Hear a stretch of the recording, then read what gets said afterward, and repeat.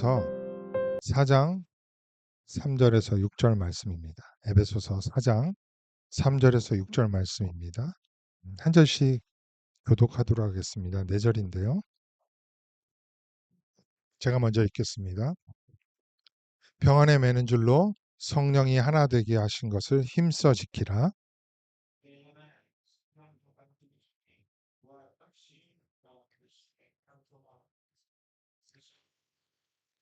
주도 한 분이시요 믿음도 하나요 세례도 하나요 하나님도 한 분이시니 곧 만유의 아버지시라. 만유 위에 계시고 만유를 통일하시고 만유 가운데 계시도다. 네. 예수가 교회가 그리스도 안에서 믿음 가운데 서가며 속사람이 강간해져서 그리스도의 충만함에 이르기 위해서는 모든 성도가 부르심에 합당하게 행하여 성령이 하나 되게 하신 것을 힘써 지켜야 합니다. 그러기 위해서 겸손과 온유와 오래 참고 또 서로 사랑 가운데 용납하는 것이라고 말씀을 드렸죠. 이러한 것들은 우리 주 예수 그리스도께서 교회에게 보여주신 거룩한 성품입니다. 그리고 저와 여러분이 교회적 존재로 부름을 받은 자라면 그리스도께서 우리에게도 역시 부여하신 성품이기도 합니다. 골로새서 3장 12절에서 14절 한번 말씀을 볼게요. 그러므로 너희는 하나님이 택하사 거룩하고 사랑받는 자처럼, 이게 부르심을 받는 자처럼이에요. 긍휼과 자비와 겸손과 온유와 오래 참음을 옷 입고 누가 누구에게 불만이 있거든 서로 용납하여 피차 용서하되 주께서 너희를 용서하신 것 같이 너희도 그리하고 이 모든 것 위에 사랑을 더하라. 이는 온전하게 매는 띠니라 평안에 매는 줄로 성령이 하나 되게 하셨다. 바로 이 말씀이죠. 여기에 보면 옷 입었다는 표현이 나오는데 로마서 13장과 갈라디아서 3장에도 나옵니다. 이 표현은 그리스도의 거룩한 성품, 즉 긍휼과 자비와 겸손과 온유와 오래 참음과 서로 용납하는 것을 그대로 담고 우리 역시 살아가야 한다는 말이죠. 그러므로 그리스도인, 교회로 부름을 받고 이에 합당하게 행하는 것은 지난주에도 말씀드렸듯이 엄청난 어떤 성과를 이루어야 한다기보다는 우리의 일상의 삶 가운데 나타나야 하는 온유, 겸손, 오래 참음, 서로 용납함이라고 할 수 있습니다. 성경이 기록될 당시에는 직업과 신분과 때와 장소에 따라 입는 옷이 전부 달랐죠. 그렇기 때문에 그 옷을 보면 어떤 일을 하고 있는지, 어떤 신분을 가지고 있는지 충분히 알 수 있었습니다. 이 마찬가지라는 거예요. 우리가 그리스도인으로서 하늘의 신분을 가진 사람이 맞다면 이에 합당한 옷의 브랜드는 루이비통, 샤넬, 에르메스 이런 거 입어야 합니다. 이런 것 입어야 하지만 그것 이전에 온유, 겸손, 오래 참음, 서로 용납함이라는 브랜드의 옷이라는 거예요. 이것이 지난주 나눈 에베소서 4장 1절부터 3절의 말씀입니다. 그런 후에 오늘 본문 4절에서 6절까지 교회의 하나됨 그 근거에 대해서 말씀하고 있는 거예요. 왜 우리가 하나 될 수밖에 없었는지는 지금 7가지가 나오고 있습니다. 여기에 나오는 7가지는 기독교 핵심입니다. 기독교의 핵심으로 교회로 부르심을 받은 자들인 우리는 이 내용을 정말 확실히 알고 붙들어야 하는 것들이에요. 만약 하나됨의 근거를 동일하게 붙들지 못하고 놓아버리면은 이거는 교회에 분열이 오게 되어 있습니다. 분열이 올 뿐만 아니라 이거는 다른 종교가 되는 거예요. 이교도가 되는 것입니다. 지난주 살펴본 겸손, 온유, 오래 참음, 서로 용납함은 교회와 성도에게 보여주신 성품, 옷이라고 생각을 한다면은 지금부터 살펴볼 7가지는 성도와 교회, 즉 우리에게 살 수 있게 하도록 뼈대를 지지하는 교리라고 할 수 있는 거예요. 사실 이 7가지 하나하나는 정말 분량이 하나하나마다 많습니다. 그렇기 때문에 좀 나중에 시간을 들여가지고 양육 3년차 프로그램에 자세히 다루겠습니다. 오늘은 아주 간단히 살펴볼게요. 교회와 성도의 하나됨의 근거로 가장 먼저 나오는 것이 몸이 하나라고 합니다. 몸은 무엇을 말하는 것일까요? 몸. 그리스도의 몸입니다. 교회를 말하는 거예요. 그러니까 에베소서 1장부터 3장까지 하나님의 원대한 계획과 섭리의 결정체로 교회가 탄성하였다. 너희를 교회로 부르셨다라고 진술한 후에 지금 교회는 하나라고 말씀하고 있는 것입니다. 여러분, 교회의 본질 세 가지를 기억하세요. 교회의 거룩성, 통일성, 그리고 보편성. 이것 중에 통일성은 교회의 하나됨을 말하는 것입니다. 모든 시대와 지역을 초월해서 교회가 통일성을 가지고 있는 것은 진리에 대한 아주 공통적인 지식이 있을 때 가능한 거예요. 성경에서 말하는 바로 그 진리와 함께 기뻐하는 것이 교회 성도가 말하는 참 사랑이기도 합니다. 그냥 무작정 이렇게 사랑하고 덮어주는 것이 아니라 진리와 함께 하는 것을 말하는 거예요. 이 진리는 성경에 기록한 사도적 가르침을 통하여서 우리에게 그대로 전달되었습니다. 그러니까 사도적 가르침을 우리는 그대로 받아야 하는 것입니다. 개인적인 상황과 형평과 또 말씀, 그것에 따라서 말씀을 풀어가지고 코에 걸면 코걸이, 귀에 걸면 귀걸이 식으로 풀어서는 해석해서는 절대 안 된다는 거예요. 본문이 말씀하시는 원래의 의미를 외면한 채 세상의 철학과 가치관 그리고 나의 형편 상황을 해결하는 목적으로 성경을 푸는 것을 사사로이 푼다고 베드로후서에서 말씀하고 있어요. 프라이빗하게 푸는 거예요. 이렇게 되면 진리가 왜곡이 돼요. 조금씩 조금씩. 왜곡된 진리는 이미 진리가 아닌 것이죠. 오직 성령이 밝히시는 사도적 가르침을 있는 그대로 우리가 받고 그 위에 교회가 세워질 때 이 눈에 보이지 않는 신비스러운 그리스도의 몸된 교회가 든든히 세워지는 것입니다. 이게 진짜 교회이죠.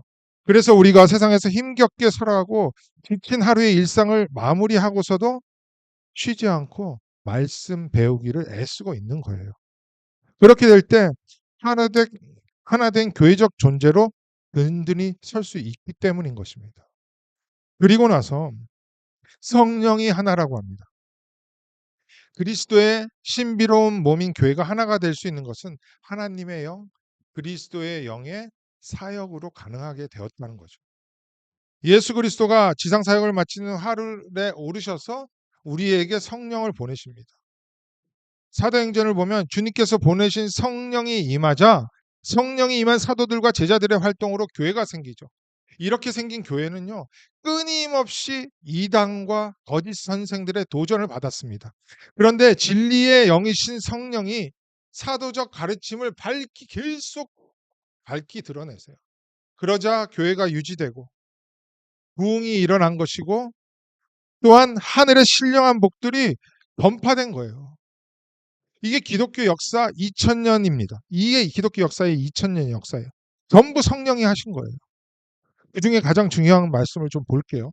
요한복음 16장 13절에서 14절입니다.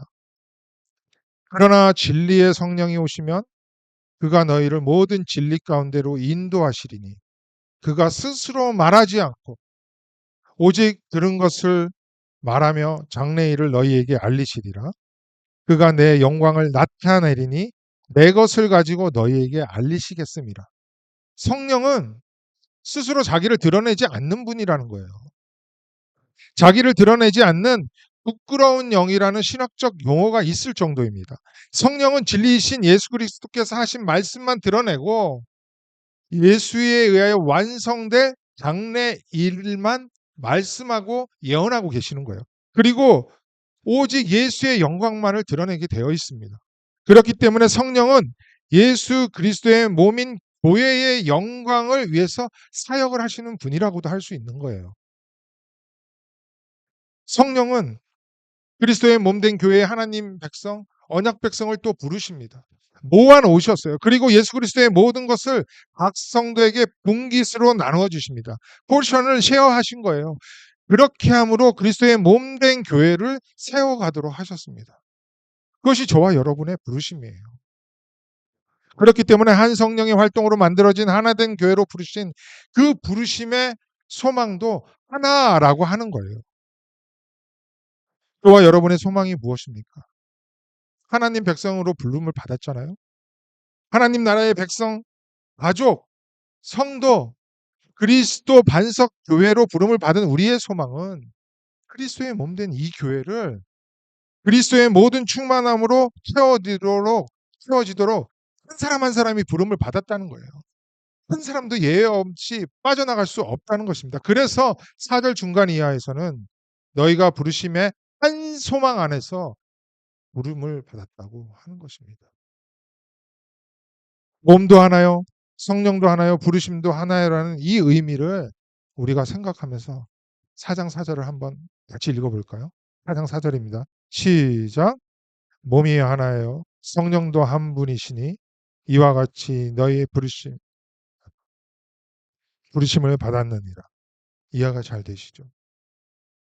이 진리이신 예수 그리스도의 영이신 성령님이 그리스도의 몸된 교회로 오늘 우리를 부르셨기에 우리가 한 소망 안에서 살아가고 있는 거예요. 특별히 이 시대는 성령에 대한 너무 많은 왜곡이 있어요. 최근 100년 가운데 100년 동안 갑자기 이루어진 것들입니다. 그래서 이 성령에 대해서 좀 말씀을 드려야 되는데 이것도 너무 길어지니까 나중에 주제로 잡아가지고 몇 주에 걸쳐서 좀 말씀을 드릴게요. 계속해서 우리를 하나 되게 하신 근거가 나오는데 5절 처음에 주님이 한 분이라고 합니다. 여러분 좀 다소 엉뚱한 질문일 수 있을 것 같은데 여러분의 주인은 누구세요? 또는 어떤 거예요? 진짜 예수 그리스도를 나의 주인으로 모시고 살아가고 있습니까? 라고 물은 것입니다.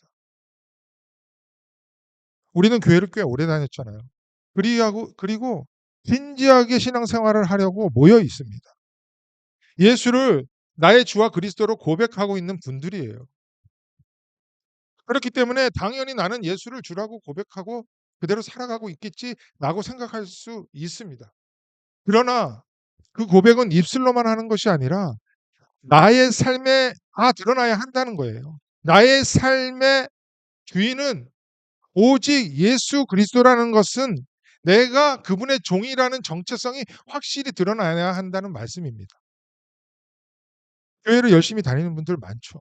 열심히 다니지 말라는 이야기가 아니라 열심은 그리스도인의 합당한 삶의 모습입니다.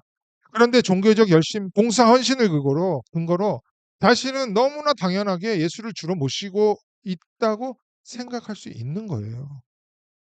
그렇다면 제가 고린도전서 1장 12절에서 13절의 말씀으로 다시 질문을 해볼게요. 이 말씀이 우리에게 질문이 됩니다. 내가 이것을 말하거니와 너희가 각각 이르되 나는 바울에게, 나는 아볼레에게, 나는 게바에게, 나는 그리스도에게 속한 자라 한다는 것이니 그리스도께서 어찌 나뉘었느냐? 바울이 너희를 위하여 십자가에 못 박혔으며 바울의 이름으로 너희가 세례를 받았느냐? 고린도 교회 성도들은요. 진짜 자기들이 예수를 주로 모시고 따르는 그리스도인이라고 생각했습니다. 그리고 열심을 냈을 거예요. 그런데 교회에 어떤 일이 발생할 때마다 하나가 되지 못하고 분열이 되는 거예요. 그러자 사도 바울이 질문합니다. 너네 진짜 예수를 주로 모시고 있니? 잘 생각해봐. 누구는 바울에게 속했다. 어떤 이들은 게바에게 속했다. 어떤 이들은 아볼로에게 속했다. 예수 그리스도에게 속했다 하면서 그를 주로 삼고 있는 것 아니니? 예수가 바로 주가 아니라 그들이 너의 주라고 반문하는 거예요. 바울, 아볼로, 게바 이들은 모든 성도들에게 한 분이신 예수 그리스도만을 밝히 드러내야 되는 성경 교사였습니다. 그러면 이들이 드러내고 있는 한 분 예수 그리스도만을 주인으로 모셔야 하는데 그 교회 안에서 각각의 리더들을 따라 그룹핑이 되어 그 리더들을 중심으로 분쟁이 생긴 거예요. 리더가 많은 교인들의 리더들이 그 교인들의 주인이 돼버린 것입니다. 예수를 따른 것이 아니라는 것이죠. 그러자 바울은 자기 이름을 들어서까지 이렇게 얘기하고 있는 거예요. 13절에서. 내가 너희를 위해 십자가에 못 박혔니? 내 이름으로 세례를 주었어? 너희들의 참 주인 롤드가 누구니? 오늘 우리에게 똑같은 질문을 하고 있는 거예요. 주는 한 분 예수 그리스도라는 것입니다. 교회의 머리 되시는 예수 그리스도가 한 분인데 그분이 머리 되신다면 어떻게 안 이어질 수 있느냐? 그러므로 우리는 한 분이신 주님의 몸된 교회에서 하나가 되기 위해서는요. 예수 그리스도에 대해서 더 깊이 알아가야 합니다. 그렇게 될 때 하나가 될 수 있는 거예요. 그런 후에 믿음도 하나라고 합니다. 제가 바른 성경 교사의 인도를 받지 못했던 오랜 시절 동안 참 어려움이 있었고 고민했던 문제가 바로 이 5글자입니다. 믿음도 하나다. 예수를 나의 주와 그리스도로 모셨던 때가 고등학교 1학년이고 그때부터 정말 열심히 신앙생활을 했습니다. 정말 봉사하며 섬김하고 헌신을 했어요. 그리고 그것이 나의 믿음이 되었습니다. 대부분 교회가 그렇게 계획했고 성도들이 그렇게 생각을 했으니까요. 그러다 보니 그게 저의 믿음의 전부인 줄 알았습니다. 그리고 그것이 믿음에 대한 교리가 돼버린 거예요. 그런데 성경을 읽다가 보니까 여기죠. 믿음도 하나라는 것입니다. 엄청난 부담감을 주었어요. 이게. 그리고 받아들일 수가 없었어요. 왜요? 아무리 생각해도 나는 쟤보다 믿음이 좋거든요. 내가 쟤보다 교회에서 더 열심히 봉사했고 교회의 리더가 무슨 일을 말하면 다 순종했습니다. 교회를 세워야 한다는 생각으로 그렇게 했어요. 그러다 보니까 교회 어른들도 정말 너 믿음 좋다고 말했어요. 그런데 믿음이 하나라고요? 쟤랑 나랑? 받아들일 수가 없었어요. 그래서 저는 이 말씀을 해결했기 때문에 여기저기 다니면서 물어봤는데 한 분도 명쾌하게 설명을 해주는 것이 없습니다. 믿음이 안 좋대요. 못 받아들이겠냐? 믿어. 이러는 거예요. 그러다 보니 믿음에 대한 정확한 정리도 없이 무작정 달려갔던 거예요. 그리고 그 믿음에 대한 교리가 굳어지고 한편으로는 또 고민거리가 되었습니다. 그러다 신학교에 들어간 후 개인적으로 웨스트민스터 신앙고백서를 공부하다가 믿음이란 무엇인가라는 챕터를 만나게 된 거예요. 거기에 이렇게 정리가 되어 있습니다. 아주 요약하면 믿음이란 지식 동의 신뢰라는 거예요. 처음 들었어요. 하나님이 하신 객관적인 진리에 대한 지식을 바탕으로 우리의 믿음이 시작된다는 것입니다. 그런데 이러한 체계적 지도를 받지 못하고 하나님과 예수 그리스도의 대한 바른 지식이 없다 보니까 전부 믿음을 나의 행위로 판단을 하고 있는 거예요. 제가 그렇게 생각했고요. 대부분의 그 당시의 교회, 지금도 마찬가지죠. 교회들이 그렇게 믿고 있는 거예요. 그리고 구원은 행위로 아니고 믿음으로 된다고요. 근데 믿음은 행위로 판단해요. 이런 엉터리가 어디 있어요. 조금만 생각해도 이것은 이상하다고 생각할 수 있는데 계속 그냥 맹목적으로 그렇게 믿고 달려가는 거예요. 무작정 열심의 행위로 믿음이 형성된다고 생각합니다. 그러다 보니 믿음이 하나가 아닌 거예요. 제가 너무나 자주 인용하는 에베소서 4장 13절을 한번 다시 보세요. 우리가 다 하나님의 아들을 믿는 것, 이거 믿음이죠. 아는 일에 지식입니다. 하나가 되어서 온전한 사람을 이루어 그리스도의 장성한 분량이 충만한 데까지 이른다고 합니다. 이 한 절만 읽어도 나의 행위는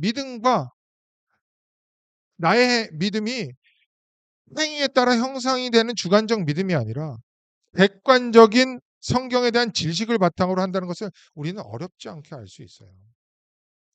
그래서 믿음은 저와 여러분의 주관적인 것을 먼저 말하는 것이 아니라 예수께 속한 그 믿음을 알아가야 하는 것입니다. 믿음이 예수께 속해 있거든요. 그렇게 될 때 우리에게 있어야 하는 주관적인 믿음도 바른 방향으로 가게 될 수 있는 것이고 그렇게 될 때 그리스도의 장성한 분량으로 성장할 수 있는 것입니다. 아주 간단하게 말씀드렸지만 우리 2년차 양육 프로그램 복음의 핵심에서 몇 주에 걸쳐서 10주에 걸쳐서 한번 살펴보도록 할 거예요. 우리가 가져야 하는 믿음은 하나인 것입니다. 성경에서 말하는 객관적이고 바른 믿음의 지적인 활동으로 그 지식을 쌓아가면서 그 지식에 동의를 하고 인격적으로 신뢰하여 내가 가지고 있는 객관적인 믿음, 그 진리를 따라 살아가겠다는 주관적 믿음의 방향이 확실하여 하나님 앞과 교회 앞에 증명이 되고 판단이 되면 그때 교회는요 세례를 주는 거예요. 예수 그리스도의 이름으로. 그렇기 때문에 세례는 공식적으로 그리스도의 한 몸 된 교회의 정식 멤버로 인증하는 매우 중요한 절차입니다. 그래서 세례는 또 하나다라고 말할 수밖에 없는 거예요. 이 세례에 대해서 좀 살펴볼게요. 로마서 6장 3절에서 5절 볼게요. 이거 한번 같이 읽어볼까요? 좀 길지만 시작. 무릇 그리스도 예수와 합하여 세례를 받은 우리는 그의 죽으심과 합하여 세례를 받은 줄을 알지 못하느냐. 그러므로 우리가 그의 죽으심과 합하여 세례를 받음으로 그와 함께 장사되었나니 이는 아버지의 영광으로 말미암아 그리스도를 죽은 자 가운데서 살리심 같이 우리로 또한 새 생명 가운데서 행하게 하려 함이라. 만일 우리가 그의 죽으심과 같은 모양으로 연합한 자가 되었으며 또한 그의 부활과 같은 모양으로 연합한 자도 되리라. 세례에 대해서 성경에 많은 구절에서 설명하고 있는데 오늘 이것만은 꼭 기억하세요. 세례는 그리스도와 연합하는 것이다. 그리스도와 연합하는 것이 세례입니다. 그러면 그리스도의 무엇과 연합해요? 여러분 누가 질문을 했어요. 어떻게 대답하실 것입니까? 무엇과 연합했어요? 그냥 그리스도의 모든 것과 연합했어. 이렇게 말할 수도 있어요. 하지만 좀 더 구체적으로 말하면 먼저 그리스도께서 하신 일, 사역과 연합했다고 하는 거예요. 예수 그리스도는 이 땅에 오셔서 우리 인간들이 실패한 육체의 정욕, 탐심, 모든 죄를 십자가에 못 박아 죽이십니다. 성도는 예수 그리스도가 하신 바로 이 십자가와 함께 그러한 모든 것들을 다 못 박는 자, 연합한 자라는 의미예요. 이것이 세례의 의미이고 예수가 하신 일에 동참하여 그대로 따라가는 자가 되었다, 세례교인이 되었다라고 하는 것입니다. 그렇기 때문에 우리는 일평생 살아가면서 우리에게 남아있는 죄, 육체의 정욕, 탐심을요 끊임없이 십자가에 못 박으려고 애쓰는 자들이어야 한다는 거예요. 그것을 안 한다고요? 그리스도와 연합한 자 맞냐? 세례받은 자 맞냐? 이렇게 반문을 할 수 있는 것입니다. 그리고 나서 예수는 죄와 정욕과 탐심과 함께 십자가에 죽으셨을 뿐만 아니라 의, righteousness에 대해서 살아나십니다. 죽음에서 그냥 다시 살아나서 영원히 사는 것을 그럼 부활, 영생이라고 하지 않는 것을 이미 아실 거예요. 예수를 주와 그리스도로 모시지 않는 자들도 나중에 다시 살아나서 영원히 삽니다. 지옥에서. 이걸 부활, 영생이라고 하지 않잖아요. 예수는 우리 인간들이 실패한 의에 대해서 다시 살아난 거예요. 이것이 성경에서 말하는 부활이에요. 의라는 것은 어떤 쌍방이 있어요. 그 쌍방이 서로를 향한 책임과 의무를 성실하게 할 때 의로운 관계다. 이것이 히브리인들이 생각하는 의였습니다. 성경에 나오는 의가 그거예요. 관계적 의를 말하는 것입니다. 그러니까 하나님은 창조주로서 피조물과 온 우주 만물에 당신의 성실함으로 책임과 의무를 다할 때 하나님은 의로우시다라고 하는 거예요. 그리고 우리는 피조물로서 하나님을 창조주와 생명으로 모시고 영원토록 그를 기뻐하면서 예배하고 경배를 돌리는 것, 그리고 순종하는 것, 이것을 의롭다라고 하는 것입니다. 그런데 인간이 하나님을 향한 이 관계적 의를 실패하죠. 그래서 불의하게 된 거예요. 그런데 주님이 오셔서 불의에 속한 모든 죄와 정욕과 탐심을 십자가에 죽이시고 그 의로움에 대해서 먼저 부활하신 거예요.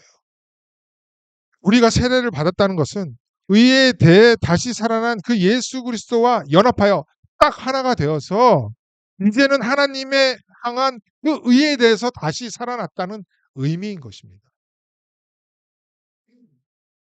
그렇기 때문에 우리는 하나님을 향하여 올바른 관계, 경배, 예배, 순종을 하며 기뻐하며 살 수 있는 자가 되었다는 거예요. 새로운 피조물 되었다는 것입니다. 이제 하나님과의 관계가 의로움으로 완전히 회복되었다는 것이죠. 이게 예수 그리스도의 사역과 연합하였다. 이것이 세례의 의미예요. 뿐만이 아니라 예수 그리스도의 인격과도 연합해요. 예수 그리스도는 하나님의 아들로서 하나님께 속한 모든 것을 가지고 있었던 분이에요. 그게 뭐예요? 아들이 가진 신분. 아들로서의 지위, 아들로서의 영광, 이것과 우리는 연합했던 거예요.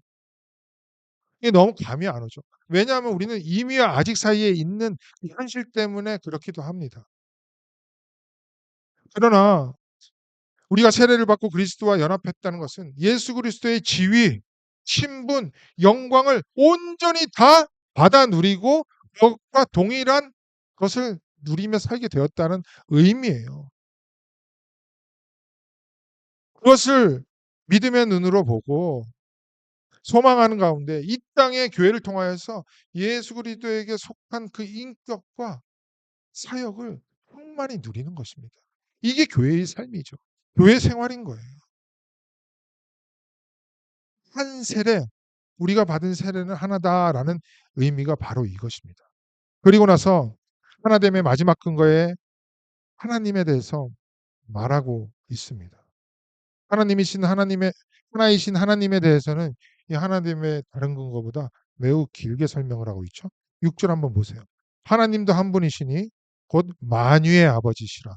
만유에 계시고 만유를 통일하시고 만유 가운데 계시다. 이 만유라는 단어는 우리가 일상 가운데 사용하지 않는 단어인데 4번이나 나오죠. 만유라는 단어의 뜻은 우주에 존재하는 모든 것을 말합니다. 그래서 만유의 아버지를 온 우주 만물의 아버지라고 생각을 할 수 있어요. 그런데 헬라어에는 성이 존재한다는 걸 알죠? 남성, 중성, 여성. 단어의 성이 있기 때문에 모든 만유, 이것에 해당하는 헬라어의 성에 따라 문맥이 약간씩 달라집니다. 한국어 성경으로는 조금 캐치하기가 어려워요. 좀 어려울 수도 있는데 잘 들어보세요. 마지막으로 힘을 내시기 바랍니다. 거의 다 왔어요. 모든 만유라는 헬라어가 남성형으로 사용되잖아요. 그러면 이 온 우주 만물을 말하는 것이 아니라 모든 하나님의 백성, 모든 교회 성도를 지칭하는 용어로 사용된 거예요. 반면 동성형으로 사용하면 아까 제가 말씀드린 온 우주에 존재하는 모든 것, 그런 의미로 사용되었습니다. 여성형은 없어요, 성경에는. 이 두 가지로 사용됐어요. 많지도 않습니다. 에베소서 4장 6절에 사용된 만유라는 단어의 성이 남성형이에요. 그러니까 이 세상에 존재하는 모든 만물을 가리킨 것이 아니라 하나님의 백성, 성도, 모든 그리스도인을 지칭하는 말로 여기에 사용된 거예요. 세상에 존재하는 모든 것, 하늘과 땅과 바다와 각종 짐승과 하나님을 모르는 세상 모든 사람들의 아버지가 아니라 6절에 나오는 만유는 교회 성도만을 말하는 것이고 나는 그들의 아버지다라고 말씀하고 있는 거예요. 그도 그럴 것이 에베소서는 누구에게 쓴 거예요? 에베소에 사는 성도들과 그리스도 안에 있는 신실한 자들에게 편지를 한 거잖아요. 엄밀히 말하면 하나님은 오직 예수 안에 있는 교회만의 아버지가 되신다는 말씀이에요. 반면 세상의 사람들은 누가 아버지예요? 이 설교를 세상 사람들이 듣지 않을 것이라고 확신하기 때문에 요한복음 8장 44절로 말씀을 드릴게요. 너희는 너희 아비 마귀에서 났으니 너희 아비의 욕심대로 너희도 행하고자 하느니라. 그는 처음부터 살인한 자요. 진리가 그 속에 없으므로 진리에 서지 못하고 거짓을 말할 때마다 제 것으로 말하나니 이는 그가 거짓말쟁이요 거짓의 아비가 되었습니다. 마귀가 그들의 아버지라는 거예요. 믿는 자들, 교회의 유일한 아버지는 하나님이라는 것입니다. 즉 에베소서 4장 6절에 나오는 만유는요. 교회, 그것을 말하는 거예요. 그리고 교회의 유일한 아버지는 한 분 하나님이시다. 그 유일한 하나님이 교회, 성도, 새 언약 백성 위에 존재한다는 거예요. 즉 하나님은 하나님 나라 백성의 근원 뿌리라는 것입니다. 또한 하나님은 만유를 통일하셨다고 했죠. 에베소서 1장 10절 그리고 2장 16절에서 말씀을 자세히 드렸기 때문에 그냥 넘어가도록 할게요. 그리고 만유 안에 하나님의 백성 안에 교회 안에 계신다는 거예요. 에베소서 2장 20절 이하에서 사도들과 선지자들의 터 위에 세워진 하나님의 권속, 하나님의 백성은 무엇이 되어 간다고 했죠? 잘 기억해 보세요. 성전이 되어 간다고 했습니다. 이때 사용한 성전은요, 그냥 예루살렘 성전 전체를 가리키는 것이 아니라 무엇을 가리킨다고 했어요? 성소와 지성소, 하나님이 임재하셨던 그곳을 가리키는 단어였다고 했잖아요. 나우스라는 단어.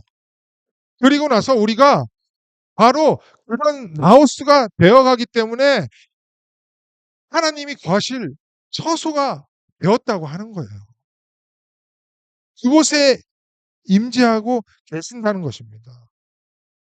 온 우주 만물을 창조하시고 우주 가운데 하나님이 택하신 백성들을 위하여 창세전부터 성자와 성령과 함께 섭리하고 사역하셔서 이들을 구원하시잖아요. 교회 위에 계시고 교회의 뿌리가 되십니다. 이 교회를 중심으로 하늘에 있는 것이나 땅에 있는 것이 다 재통일하도록 하시는 거죠. 그리고 하나님은 그러한 교회 가운데 거하시고 있는 것입니다. 이분은 이 세상의 유일한 신이시고 통치자이신 하나님이세요. 그리스도의 몸된 교회, 성령, 우리를 교회적 존재로 부르신 그 소명, 믿음, 세례, 그리고 모든 하늘나라 백성의 아버지가 되시는 하나님, 이것이 우리가 하나일 수밖에 없는 근거라는 거예요. 이 7가지 중 우리의 애씀이나 노력이나 수고로 되어진 것 하나도 없다는 거예요. 만약 한 가지라도 그랬다면 우리는 하나가 될 수 없었겠죠. 그러므로 그리스도 안에서 하나가 되었고 하나 된 결과를 알았기에 이 하나됨을 지키기를 소망하시는 그리스도 반석교회 성도 여러분, 우리는 세상이 흔들리고 너무나 많은 것들이 변화해도 절대 변할 수 없는 7가지 하나됨의 근거를 오늘 우리 교회를 그리고 이곳에 계시는 분들을 지탱하는 뼈대가 되어서 하나가 된 것을 힘써 지키셔야 하는 것입니다. 이 믿음으로 평안에 매는 줄로 평안에 매는 줄로 성령이 하나 되게 하신 것을 힘써 지키면서 우리에게 주어진 믿음의 길을 함께 최선을 다해 열심히 걸어가시는 우리가 모두가 되기를 주님의 이름으로 축복을 드립니다. 이 시간